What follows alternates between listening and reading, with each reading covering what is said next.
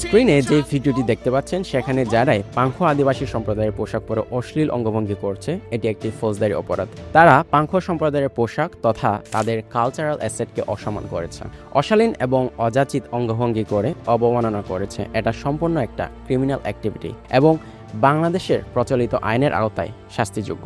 আজকের এই ভিডিওটি একটি সচেতনমূলক ভিডিও, তাই অবশ্যই সবাই শেয়ার করবেন যাতে পরবর্তীতে শুধুমাত্র আদিবাসী নয় বরং যে কোনো গোষ্ঠী ও সম্প্রদায়ের কালচার, কৃষ্টি এবং ধর্ম অবমাননার মতো এমন অপরাধমূলক কর্মকাণ্ড থেকে বিরত থাকে। আমি আশা রাখবো যারা ইন্ডিজিনাস রাইটস এবং হিউম্যান রাইটস নিয়ে কাজ করছেন তারা যেন এগিয়ে আসেন এবং যারাই এমন অপরাধে জড়িত তাদের বিরুদ্ধে দ্রুত ব্যবস্থা গ্রহণ করেন। এই মুহূর্তে আমি আপনাদেরকে দেখাচ্ছি কারোর সংস্কৃতি অবমাননা করলে বাংলাদেশের প্রচলিত কোন কোন আইন এবং কোন কোন সেকশনের আওতায় তা শাস্তিযোগ্য অপরাধ হবে। প্রথমত সাইবার নিরাপত্তা আইন 2023।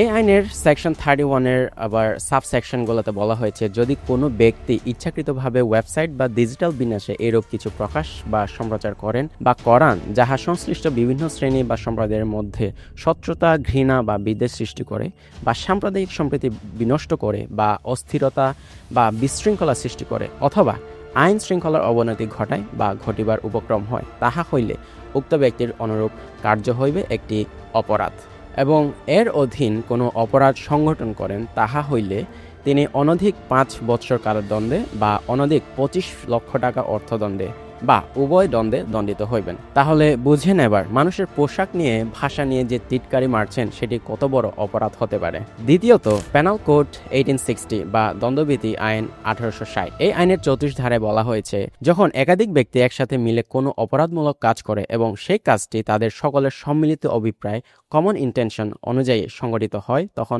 প্রত্যেক ব্যক্তি সে অপরাধের জন্য একইভাবে দায়ী হবে, ঠিক যেমনটি সে একাই সে কাজটি করত। অর্থাৎ দলবদ্ধভাবে পরিকল্পনা করে বা সম্মিলিত উদ্দেশ্যে যদি কোনো অপরাধ করা হয় তবে প্রত্যেক ব্যক্তিকে সমানভাবে দায়ী ধরা হবে। এই ধারা অনুযায়ী এই ভিডিওতে যারাই পাংখো জনগোষ্ঠীদের পোশাক পরে অশালীন অঙ্গভঙ্গি করেছে তারা সবাই সমানভাবে দায়ী।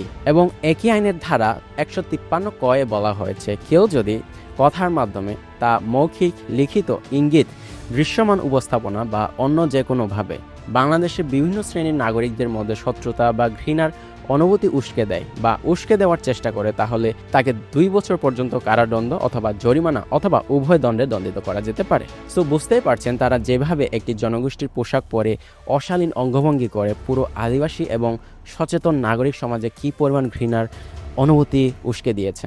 আমরা দেখেছি অনেক আদিবাসী মানুষেরা এই ভিডিওটি শেয়ার করে ক্ষোভ প্রকাশ করেছেন, যেটি থেকে যে কোনো একটি অনাকাঙ্ক্ষিত পরিস্থিতি তৈরি হতে পারে।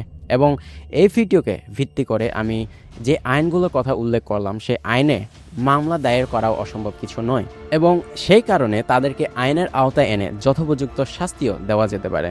এছাড়াও মানহানি সহ এমন কিছু আইন রয়েছে যেগুলোর কিছু ধারা ধরে এদের বিরুদ্ধে ব্যবস্থা নেওয়া যাবে। সো সবার প্রতি আহ্বান এবং অনুরোধ থাকবে, সবার ভাষা, পোশাক, সংস্কৃতিকে সম্মান করুন এবং নিজেদেরগুলোও কিভাবে সংরক্ষণ করা যায় সেদিকে খেয়াল রাখুন। এবং নতুন কোনো ভিডিওতে দেখা হবে সাজেক থেকে কিভাবে পাংখোয়ারা হারিয়ে গেল, তাদের পোশাকের এমন বিপর্যয় কেন, সেসব নিয়ে। সবাই ভালো থাকবেন, দেখা হবে নতুন ভিডিওতে।